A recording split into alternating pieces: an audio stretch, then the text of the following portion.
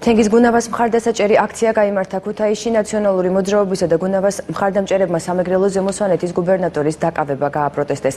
აქციის მონაწილეებმა გუნავას დაკავება ოკუპანტებთან მებრძოლზე ანგარიშსწორებად შეაფასეს. სასამართლომ თენგიზ გუნავას 4 წლიანი პატიმრობა გუშინ შეუფარდა.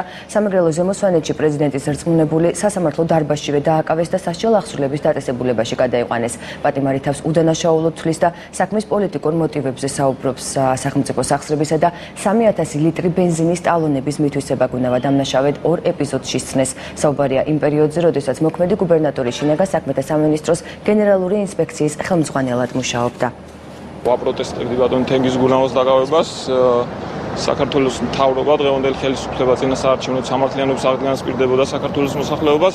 ძალიან სამწუხაროა, რომ ოკუპანტებთან მებრძოლი ადამიანები დღეს იზიებიან საქართველოში. ვთვლით, რომ ეს არის ძალიან სამარცხვინო ფაქტი. საქართველოს პატრიოტები ციხეში არ უნდა იჯდნენ, თუმცა ვთვლი, რომ ეს ძალიან მალე დამთავრდება ყველაფერი.